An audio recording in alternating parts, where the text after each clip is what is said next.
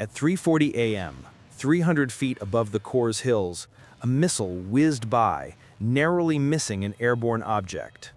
A 32-year-old Ukrainian pilot was pulling 6 Gs in an old MiG-29. His dashboard lit up like a Christmas tree as a Russian Pantsir battery locked onto him. He had a split second to execute a maneuver called loft bombing before a Mach 3 missile turned him into confetti. If he missed, the mission failed and he wouldn't come home. If he hit, the Russians were going to need swimming lessons. The margin for error was 0. This moment had started 34 days earlier with a hole in a dam and a very patient plan. At 3 a.m. at Izium Airfield, the fog was so thick you could cut it with a knife. The MiG-29 roared down the runway. This wasn't a modern stealth fighter, it was a Soviet relic from the 80s, loud, smoky, and usually blind at night. But under its wings it carried 2 very American surprises, GBU-62 JDAM-ERs. Ukrainian engineers had MacGyvered a connection between the Soviet jet and Western tech, using a custom pylon, like plugging a brand new iPhone into a toaster and making it work. The JDAM-ERs had pop-out wings that let them glide up to 45 miles, meaning the pilot could toss the package without ever entering the heavy kill zone, at least in theory. But the Russians weren't stupid. Protecting the dam was a Pantsir-S1 battery and a Nebo-M radar. The Nebo-M could spot a baseball from 200 miles away. If the MiG flew high, it lit up on Russian screens like a neon sign. If it flew low, the Pantsir's optical sensors picked it up. So the plan relied on some very cheap friends. At 3:30 a.m., while the MiG hugged the terrain at 130 feet, literally flying below the tree line to hide in the radar shadow, a launch site 30 miles from the dam released the Dart drones. These $400 plastic birds were doing something called a reverse echo. They weren't attacking. They carried radar reflectors that mimicked the signature of a fighter jet. Flying in a tight formation from the northeast, they screamed electronically to the Russians, "Hey, look at us! We're the attack force!" At 3:38 a.m. on the MiG's display, the pilot watched the data link feed. He was conducting an orchestra of plastic suicides. His heart rate was steady, but his grip on the stick was white-knuckle tight. He whispered a single command into the encrypted radio: "Ignite!" 30 miles away, the swarm of 20 Dart drones obeyed. They didn't just fly, they screamed.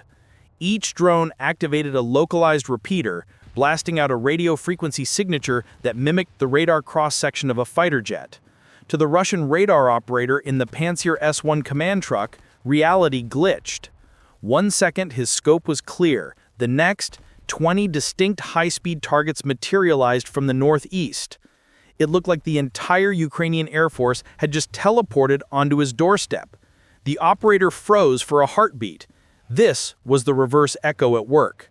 His brain rejected the data, but his training took over. Target saturation, immediate threat. The Pantsir's automated turret whipped around with a mechanical whine. The phased array radar locked onto the lead group of darts and generated a firing solution in milliseconds. The night tore open as the Pantsir's twin 30mm cannons erupted, spitting tungsten-tipped rounds at 5,000 per minute. It sounded like canvas ripping magnified 1,000 times. The first 4 darts were obliterated instantly, disintegrating into clouds of plastic and wire. Here was the genius of the trap. The darts were programmed to act scared. As the cannons fired, the remaining 16 drones broke formation. They scattered, banking hard, dropping altitude, mimicking evasive fighter maneuvers. The Russian computer went frantic, trying to track 16 separate vectors. Fox 2, the Russian operator screamed, panic rising in his voice, as he bypassed the guns and launched missiles. A 57 E-6 missile worth $150,000 roared off the rail, accelerating to Mach 3 to chase a $400 drone made of hobby parts. The interception was violent. Fireballs bloomed in the fog. Inside the MiG cockpit, 20 miles to the south and hugging the dirt, the pilot saw the flashes reflect off his canopy. He counted the explosions. 1, 2, 3 missiles. Good. That was 3 missiles that wouldn't be killing him. He checked his fuel flow, checked his distance, and watched his wingmen die exactly as planned. Every explosion on the horizon bought him 1 more second of life. The Russian battery was distracted, angry, and expending its magazine on ghosts. The pilot tightened his mask.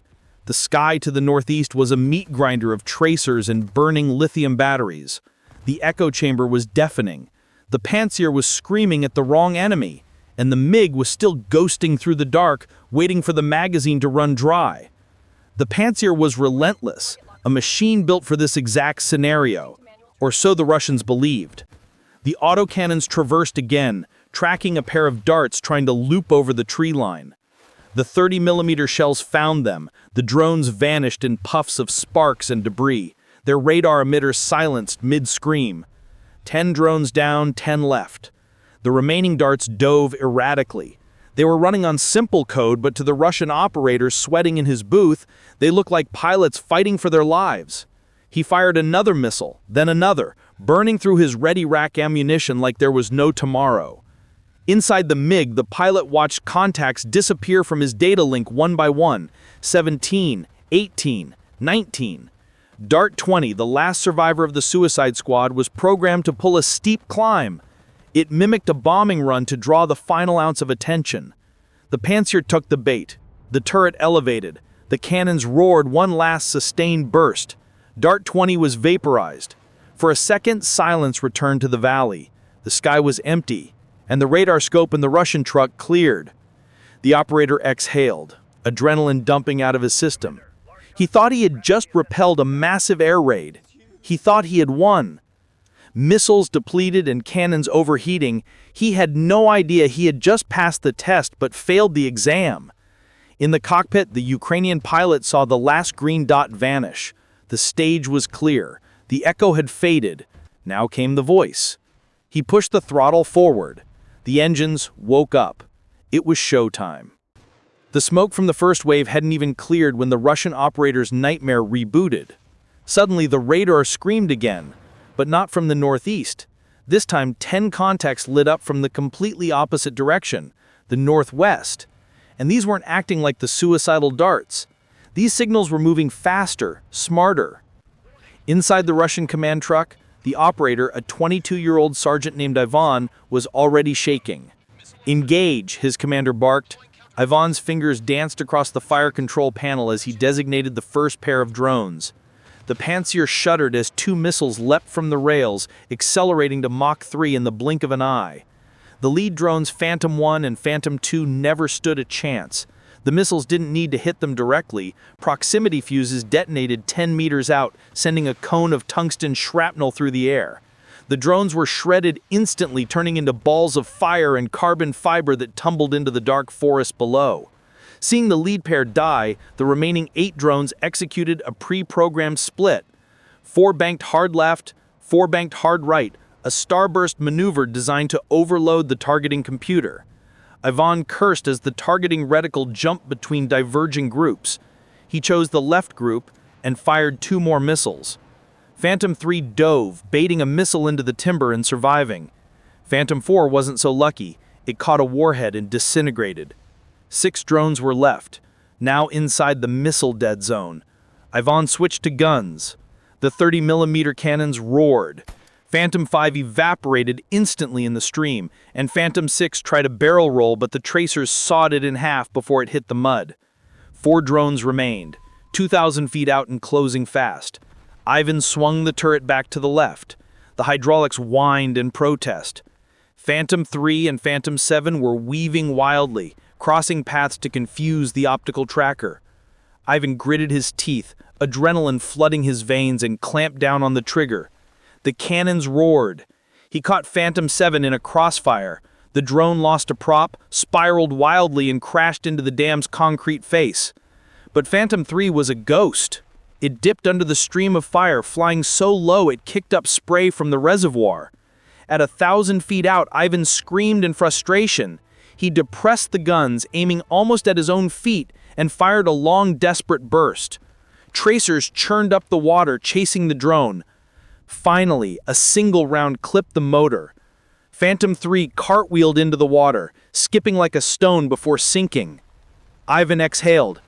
He thought it was over, but he had forgotten about the last pair. Phantom 9 and Phantom 10 had used the chaos to climb high directly overhead. Now they dove, engines cut, silent. Ivan's radar blared a proximity warning, and he looked up through the optical camera. Two dark shapes were falling right on top of him. "Zenith! Zenith!" he screamed. The Pantsir's turret tried to elevate to 85 degrees, but the hydraulic motors were sluggish from the violent traverse.